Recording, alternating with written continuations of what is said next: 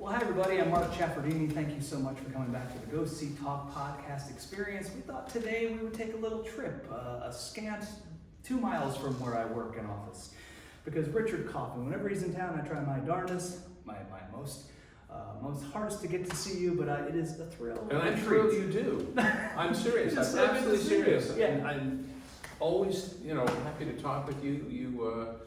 You have a real passion for music, and especially for film music and all. And so, it's always great to get some time with you.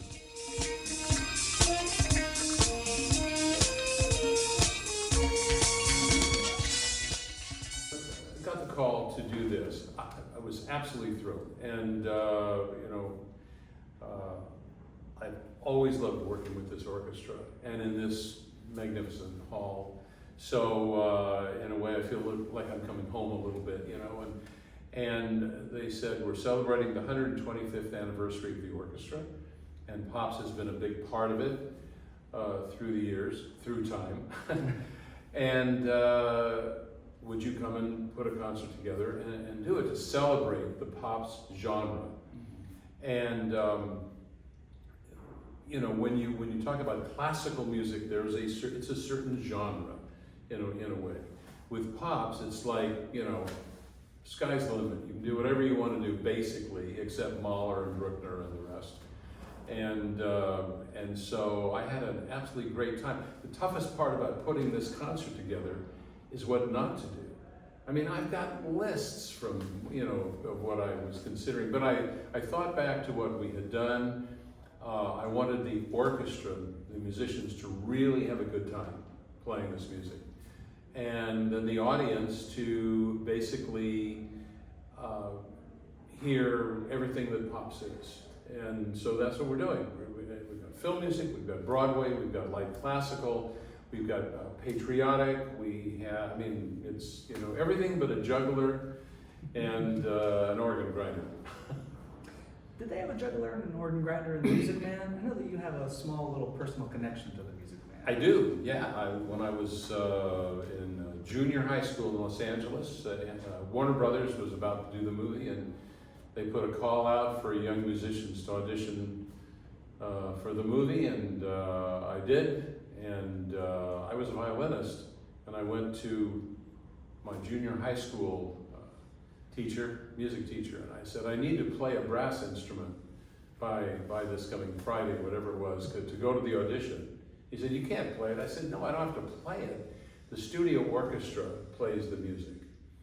And he gave me a trombone, and I had, red hair and a lot more of it, and marched like crazy and got in the movie, and so I was in Harold Hill's boys band in the Music Man.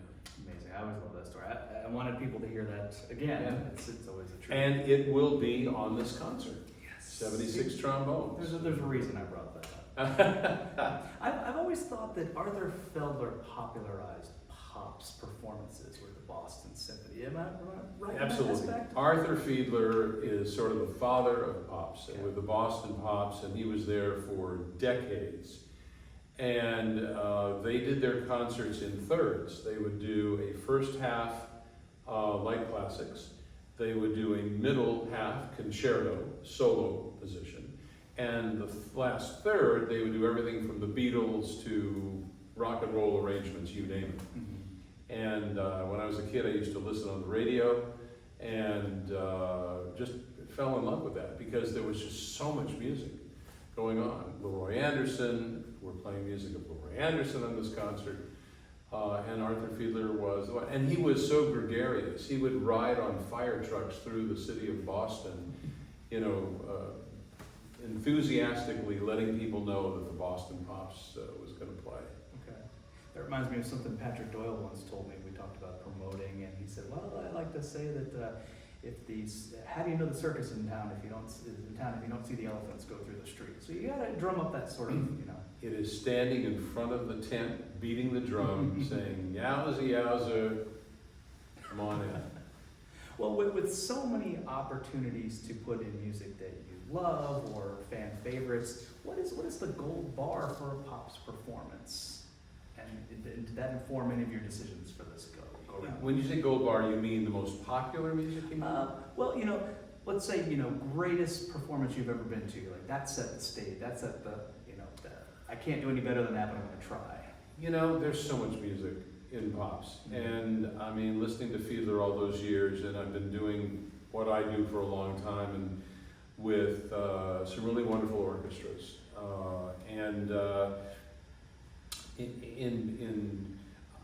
For me, the gold bar, I guess, would be wanting to hear the Chicago Symphony or Cleveland Orchestra or Dallas Symphony or London Symphony Orchestra playing this music.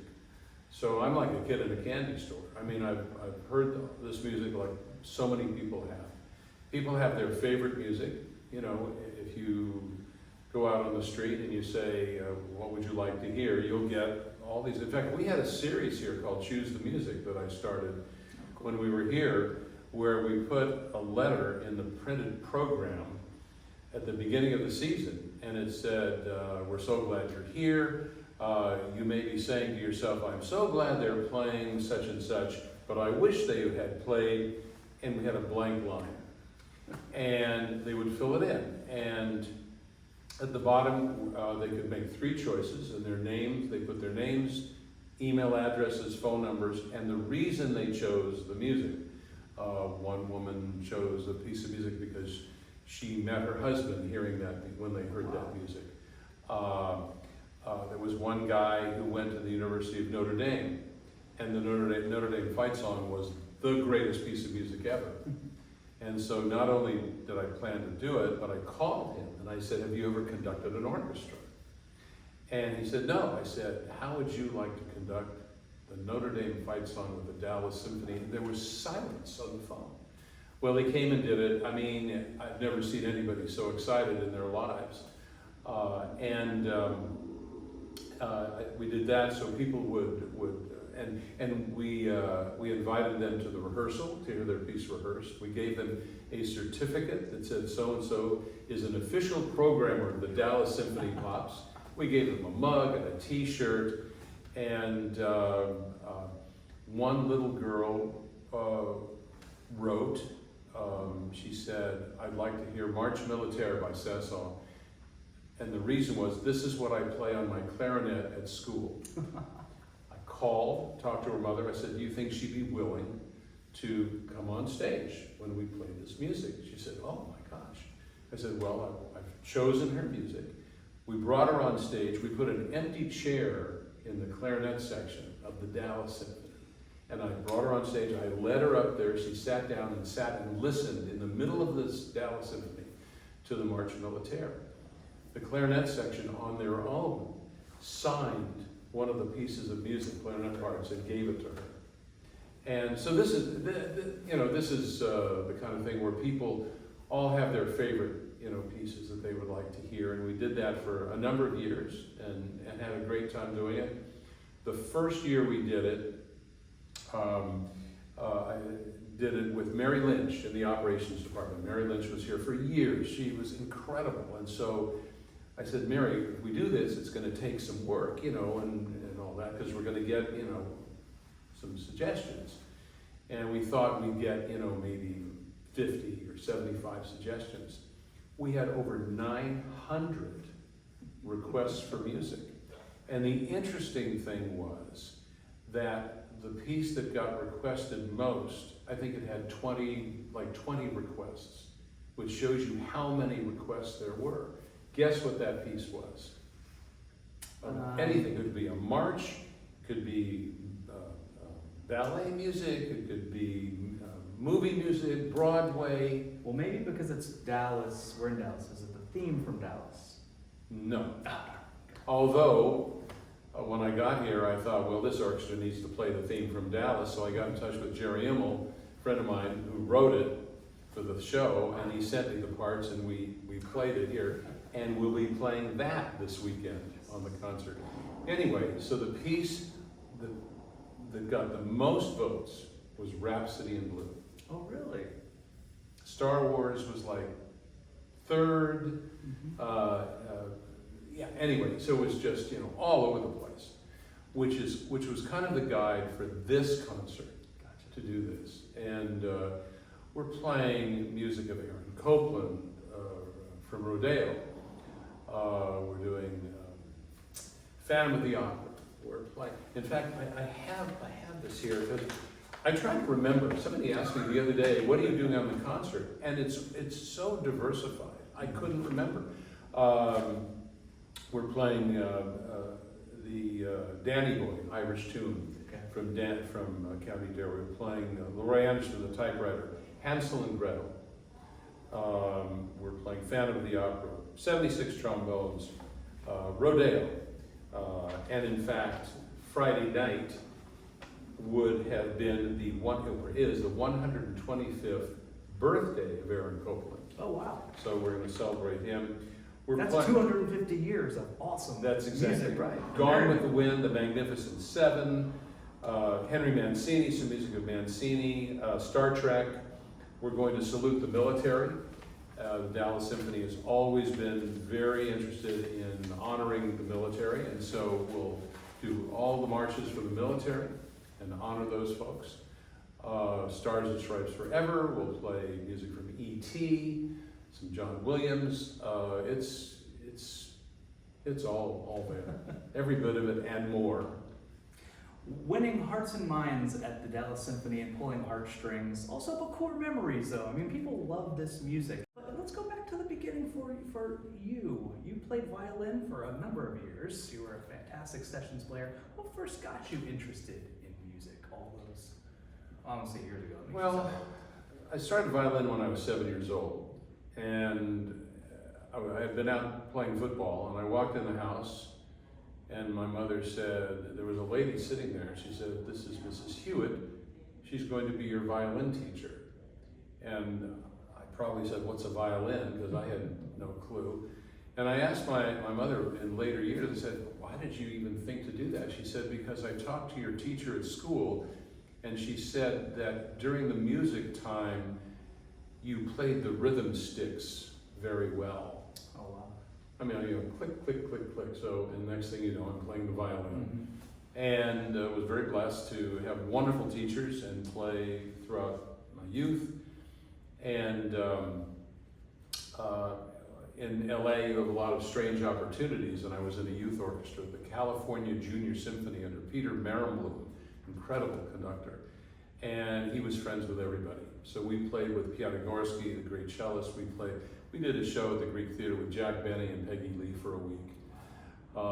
And it was, like that. So then I kept playing violin naturally and played in the studios for about 9 years.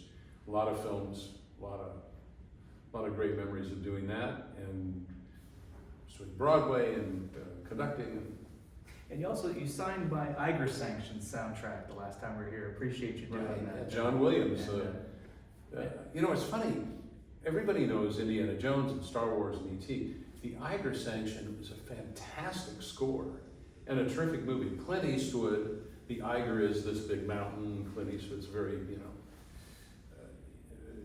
wonderful movie. But not a lot of people don't know that score. And I've talked to John, and a lot of his music is available for performance. And I said, "Yeah, but the Iger Sanction, that was such a great score." And he says, "Oh yes, thank you." But there's so much, you can't release it all. So that's yet to be, I'm still hoping he'll. Well, I can hum it if you need it. Dun, dun, dun, dun, dun, dun, dun. Okay. That's right. Pay money for that. That's good. Yeah, harpsichord, the training sequence, very Baroque score in some ways, and yeah.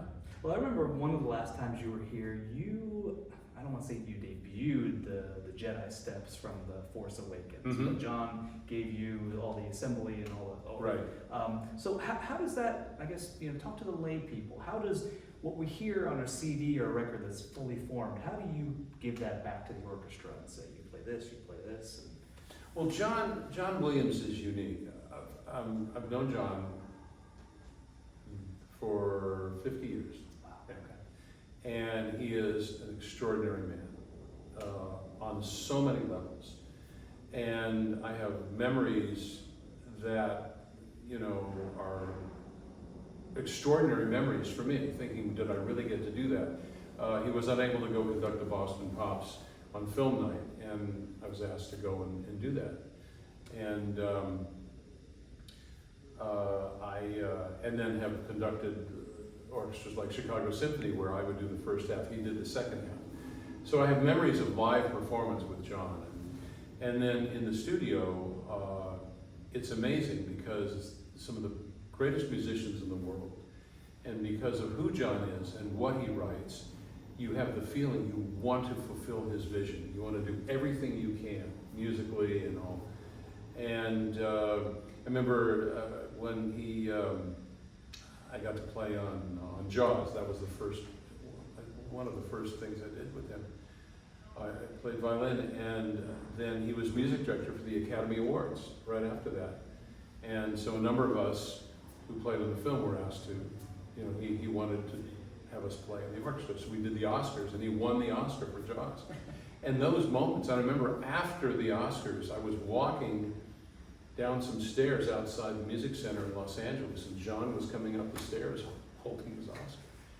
And we stopped and had this conversation, and I think back, in time, here is the greatest film composer of the 20th century, I believe. I mean, there's Korngold and Waxman and Steiner and Roja. They're great, great composers. But John is so eclectic in what he writes and has, taken it to such heights. And so to have the memory of those moments I remember we were sharing a concert. He had asked me to do the first half with the Boston Pops at Tanglewood in summer. Okay. And I remember glancing, and he had come out. He was sitting in a chair in the wings during the first half. And I just kept thinking to myself, do not mess this up. Do not, that tempo better be right. It was like a final exam, in a way. But I really cherish my memories with him, and have such respect for him and for so many of the others. We had a situation here. Elmer Bernstein, who wrote To Kill a Mockingbird, the score, and The Magnificent Seven, which will be on this concert. Is there anything not on this concert? Anyway, I wanted to do a tribute on the first half to Elmer here. Because the orchestra, the Dallas Symphony, a lot of symphony orchestras will play classical music great, but film music, they're kind of shy. The Dallas Symphony, they understand it. They become a chameleon. They become an actor, almost a musical actor, and bring film music to life. Just extraordinary. And I wanted to pay tribute to Elmer and plan the first half. And I asked him, I said, would you consider coming to Dallas? I'd love to have you come and hear the concert. So he and his wife, Eve, happened to be on the way to the Galapagos Islands that week. And they left early to come here. And he came here, and I said to him, the last piece on the first half, it's going to be the Magnificent Seven. You think you can conduct it? And he agreed. We were friends, and I had played on recordings, and another person that I looked up to, and wow, I get to know Elmer Bernstein. Mm-hmm. And he agreed, and he came on stage at the end. I brought him on stage, and he conducted Magnificent Seven with this orchestra, which is pretty cool. Okay. Even core memories for the people making the music for the people. It's like this weird cycle. Oh yeah. People come to see the music, but then people make the music, get to love it. I guess what is, your obviously your history is one thing, your love of strings is another. Is there a part of the symphony that you like the best? I know that our friend Chelsea over there was an oboe player, but are there other instruments that you have a fondness for when you see it done right? Like, yes, that timpani, wow. All of them. Okay. Because very political answer.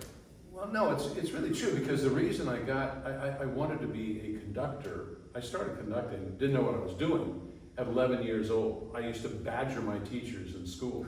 Can I conduct? And they said, yeah, go ahead. I'd stand up there and do what I thought conductors did, and not a clue.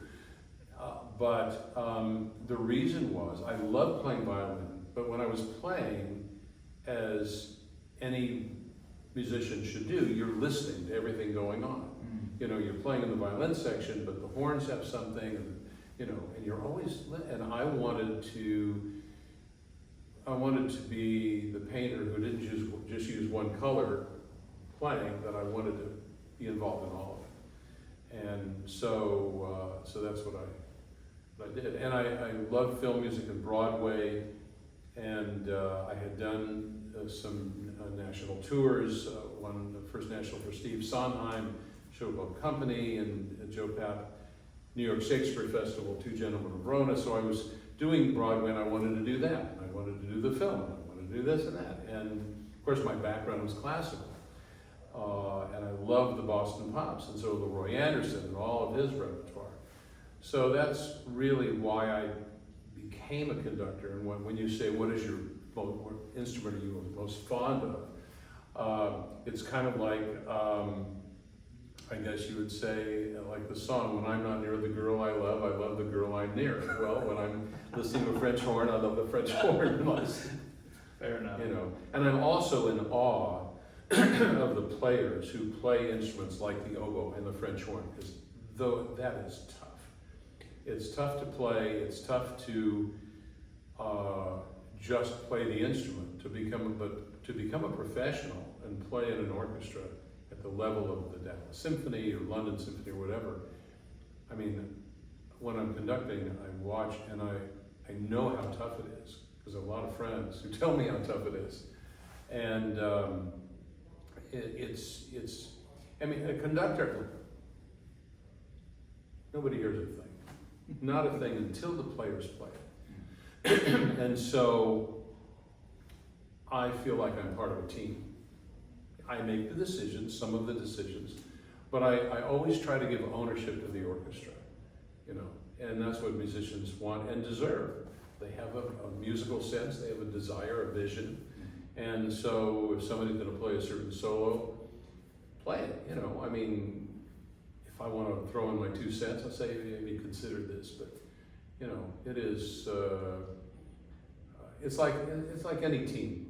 You know, I mean, if the pitcher's pitching great, but the third baseman's asleep and the ball's hit to him, then there's a problem, you know. But if everybody's clicking on the same cylinder, when an orchestra does that, it's really fun. Well, talk to me about perception. When I am with my wife or my family or fans enjoying this, sometimes perception is not reality. You can listen to the Shark Cage Fugue from Jaws. It seems simple, but I know it's a workout.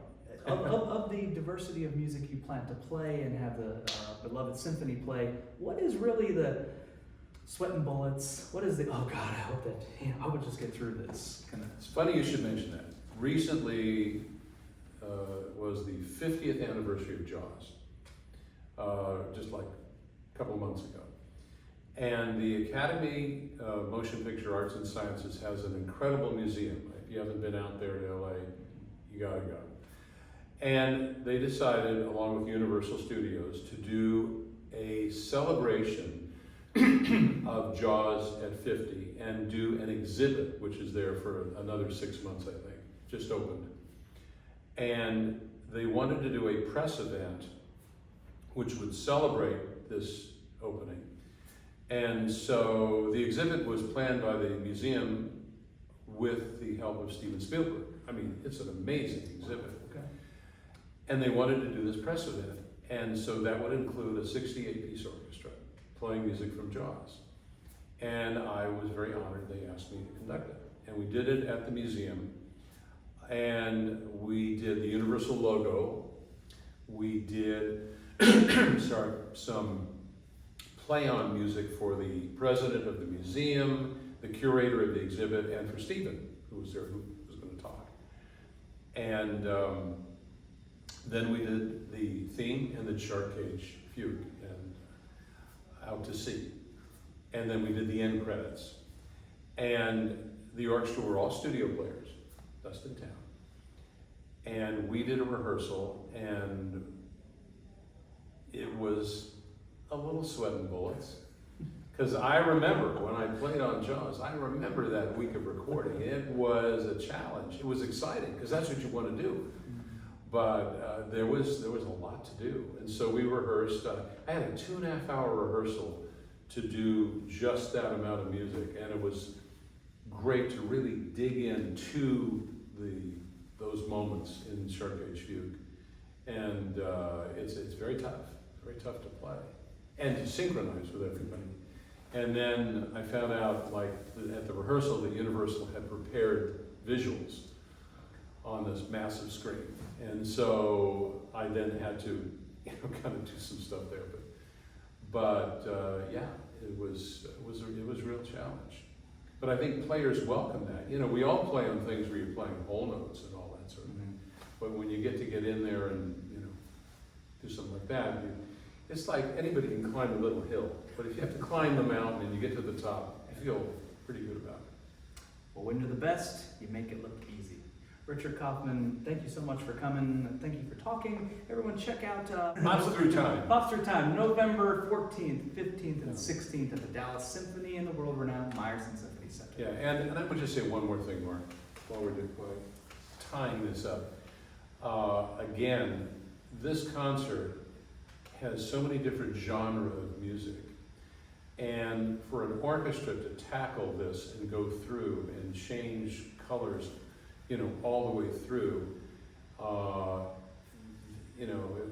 this orchestra is going to be so exciting to hear play this music, going from one to the other. I mean, Phantom of the Opera, Rodeo, it's all over the place. And so it's a real event.